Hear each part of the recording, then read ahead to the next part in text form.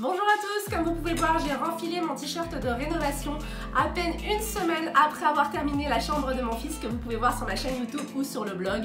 Bref, on est obligé de continuer des rénaux, c'était pas du tout prévu, on n'a plus de budget. C'est parce que notre robinet de salle de bain nous a lâché. On a découvert que le robinet était mort, que le lavabo était complètement rouillé, donc il faut le changer aussi. Et si on change le lavabo, eh bien il faut changer aussi le comptoir, c'est-à-dire le plan de travail. Alors c'est l'occasion de vous faire encore une petite vidéo de rénovation à petit prix parce que ce que j'ai décidé de faire, c'est de recouvrir un contreplaqué qui me restait d'ailleurs de la transformation de la chambre de mon fils, de le carreler, donc de faire en fait un dessus de meuble lavabo carrelé. Mais avant ça, il faut que je trouve un lavabo et j'ai une très bonne adresse à vous faire connaître, c'est à Montréal, ça s'appelle les centres Restore. Ce sont des centres où on peut aller acheter des matériaux de rénovation à petit prix qui sont donnés par des entreprises de rénovation, des entrepreneurs et des particuliers, des prix vraiment pas chers et tous les profits vont à Habitat pour l'humanité. Donc quand vous achetez là-bas, c'est pour une bonne cause. Donc j'y suis allée faire un petit tour, on ne sait jamais qu'est-ce qu'on va trouver lorsqu'on va chez Restore. Et ben, j'ai eu de la chance, j'ai trouvé un petit lavabo tout à fait de la taille de mon meuble, de ma vanité, de mon meuble lavabo. Il a un petit look vintage, je l'ai bien et tenez-vous bien, je l'ai payé 20 $. Et ouais, donc le voici. Et maintenant, il me reste à carreler ce meuble, on va aller faire un petit tour à la tuilerie. Chance de faire un partenariat avec la tuilerie pour ce projet qui vont m'offrir le modèle que j'ai choisi. C'est une céramique en forme hexagonale noire que je vais vous montrer tout de suite et vraiment c'est un endroit que j'adore, la tuilerie. Vous savez, ils ont plusieurs succursales au Québec et ils ont surtout des vendeurs super compétents. Si vous avez des questions pour la pose de céramique ou de mosaïque, ils sont ultra compétents. Alors je vous montre ce que j'ai choisi.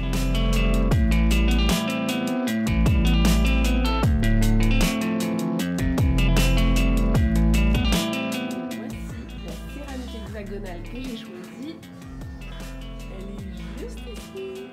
C'est sûr qu'en choisissant les hexagones, je ne me suis pas facilité la tâche, ça va être un petit peu plus difficile à couper et surtout à poser. Donc vous voyez, ce que je fais dans un premier temps, c'est que comme un puzzle, je les pose sur le plan de travail pour voir dans quel sens ça va être le plus facile de partir.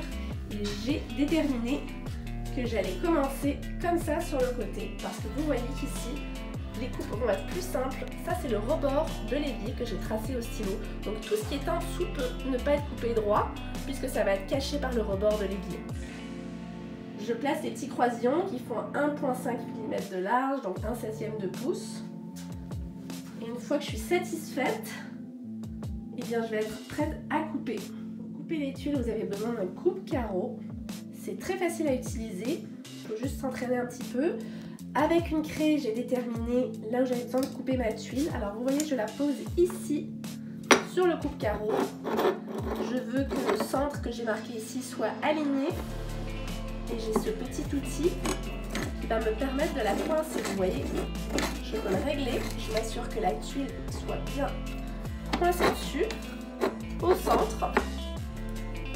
Et là, je le referme pour qu'il ne bouge plus. Donc si ma tuile est bien à côté ici, mon hexagone est bien à côté, il ne peut plus bouger. Et je vais ensuite utiliser ici un petit diamant qui va me servir à rayer l'hexagone à l'endroit où j'ai fait la marque. Alors vous voyez, je vais rayer l'hexagone en lui donnant un petit coup sec. Et ensuite j'appuie assez fort et le voilà coupé en deux. C'est fait. Voici où j'en suis. Toutes les coupes larges se sont très bien passées. Vous voyez qu'autour du lavabo, ça n'a pas besoin d'être parfait parce que ça va être recouvert par le lavabo. Par contre, là où j'ai eu un problème avec le coupe-carreau, j'ai pas été capable de faire les petits triangles ici au bout. Donc je vais attendre mon amie Yann qui a une scie au diamant parce qu'avec le coupe-carreau, ça ne marche pas. Alors, avant d'aller mélanger le mortier-colle, une chose qui est importante de faire, c'est de préparer les baguettes de finition qu'on va venir mettre au mur. Parfois, vous pouvez les mettre aussi le long du plan de travail. Moi, j'ai choisi de le terminer avec une baguette en bois ici. Mais au mur, si je ne veux pas voir la tranche des céramiques qui généralement est très laide, et ben on utilise ces baguettes en métal que vous coupez ensuite avec une scie à métal. Donc vous voyez, je me suis fait 2 bouts que je vais venir tout de suite coller comme ça, une ici au mur et l'autre comme ça, et ça va faire le cadre qui va permettre de ne pas voir la tranche de mes hexagones, et c'est beaucoup plus beau. Par contre, faites-le dès le départ. Dès le début du projet, c'est la première chose que vous devez coller. Pour le mortier-colle, j'ai demandé au conseiller de la tuilerie qu'est-ce que je devais prendre, parce qu'avec un plan de travail en bois, ça me prenait quelque chose qui soit vraiment anti-fissure. Donc ils m'ont recommandé celui-ci qui est modifié au polymère, anti-fracture. Donc il est spécial pour les plans de travail en bois. Alors je fais juste suivre les recommandations de 2 parts 3/4 de poudre pour une d'eau. Ça sert à rien de faire tout le paquet. Moi je vais y aller par petits bouts. Je suis pas super équipée, mais j'ai déjà fait beaucoup de céramique dans ma vie, puis je sais qu'on peut faire ça à la main comme un bon gâteau. C'est vraiment important de super bien mélanger pour qu'il reste plus de bulles, de le laisser reposer. En tout cas, il faut vraiment juste suivre les recommandations. Alors c'est parti. J'attrape du mortier et je l'étale sur le plan de travail. Au début, je peux l'étaler de façon droite, sans faire les rainures. Je vais d'abord une couche pleine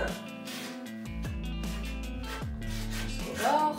Donc je gratte bien, faire des rainures. Voilà, je mets ça de côté. Et là, je prends les mêmes céramiques que j'ai choisies et que j'ai gardées dans le bon sens. Donc ça commence comme ça.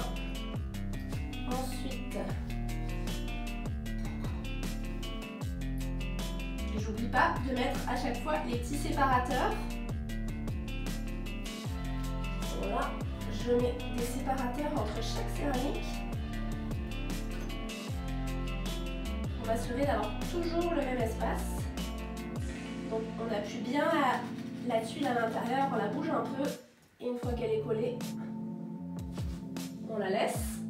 Voilà, vous avez vu, je me suis tout placé dans le même sens de l'autre côté pour pas avoir à refaire tout le puzzle. Donc pareil, j'appuie ma tuile, je mets mes séparateurs, changement de plan. Il n'y a que les fous qui ne changent pas d'avis. Hein. Je me suis rendu compte qu'en mettant ici ma dernière hexagone sur le haut, j'allais me retrouver avec un espace de tuile à couper ici très difficile à faire. Donc je ne mettrai pas de baguette ici. Ce que je vais faire, c'est que je vais finir le dosseret, donc la crédence, de façon asymétrique. Ce que j'ai fait, j'ai vite décollé mes baguettes. Je vais gratter le ciment-colle, on va pouvoir les remettre. De l'autre côté, la même chose, je me suis laissé un petit espace pour reglisser la baguette en arrière. Mais ouais, j'ai changé d'idée en dernière minute parce que ça aurait été trop compliqué de couper toutes les petites hexagones en dessous là, en dessous du miroir, une galère. Voilà le concept. Donc vous voyez, j'ai reglissé la baguette de finition en métal et j'ai terminé le dosseret de façon asymétrique. J'ai laissé sécher 24 heures et maintenant je suis prête à faire le ciment à joint. Donc on utilise un coulis, un ciment à joint sans sable. Moi je l'avais déjà, donc je vais prendre celui que j'avais de couleur gris clair. Et je vais le mélanger avec un additif pour coulis qui permet en fait de réduire les taches sur le coulis. Comme c'est de la salle de bain, ça risque d'être sale. Donc c'est ça que je vais mélanger avec mon ciment. Pour faire un mortier à joint, je ne vais évidemment pas utiliser tout le sac parce qu'il y a 25 kg. Donc il faut que je réussisse à trouver les bonnes proportions. Peut-être qu'en cherchant sur internet, je pourrais les trouver parce qu'ici, ils ne les donnent pas sur le sac. Mais moi, ce que je vais faire, je vais me fier à mon expérience parce que j'ai fait beaucoup de mosaïque. Je prenais des cours de mosaïque avant. Je sais que ça doit être une consistance qui est pas trop liquide, qui est plutôt un peu crémeuse. Et quand on passe ensuite un bâton à travers notre coulis, il faut qu'il se referme par-dessus. Donc je me souviens très bien de quelle bonne consistance il faut avoir, donc je vais me fier à ça pour avoir le coulis idéal. Mais vous, je vous conseille de vous renseigner à la tuilerie ou de faire des recherches pour vraiment ne pas vous tromper dans les proportions. Je vais commencer par mettre en premier le liquide et par-dessus la poudre pour être certaine que la couleur soit homogène partout.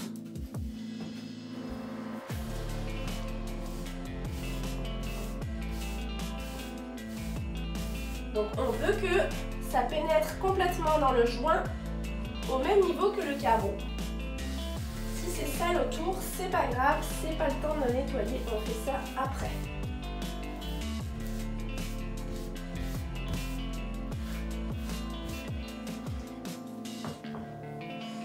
vais aussi aller en mettre entre ma baguette de bois. Après avoir attendu 15 minutes que le mortier sèche un peu, durcisse, vous allez pouvoir essuyer avec une éponge qui doit être vraiment très légèrement humide parce que l'idée c'est de surtout pas creuser les joints de coulis avec de l'eau. On veut juste enlever le surplus.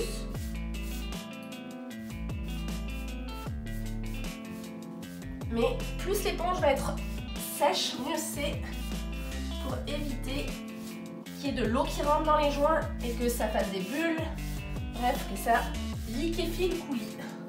On veut pas ça. Voilà, on veut juste que la surface des carreaux soit propre, parce qu'ensuite, dans un troisième temps, on fera un troisième nettoyage. Après plusieurs passages à l'éponge humide, vous pouvez terminer avec un chiffon sec. Je vous conseille de faire ça quand même dans l'heure qui suit, parce que plus le temps passe, plus ça durcit, et plus c'est dur, plus c'est impossible à enlever.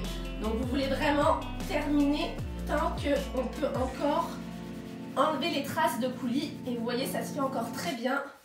Là, je suis à peu près 20-25 minutes après l'avoir posé, et je vais pouvoir faire briller chacune des hexagones.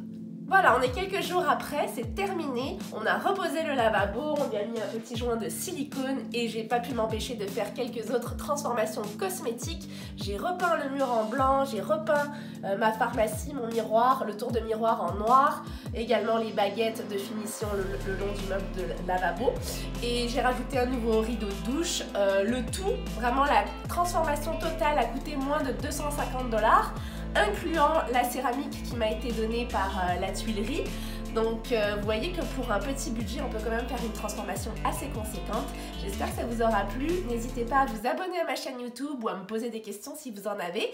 Et vous allez voir que j'ai pas terminé cette transformation de salle de bain. Je vous prépare une autre vidéo avec quelque chose que je vais faire dans la douche. Alors je vous donne rendez-vous très bientôt. À la prochaine. Bye!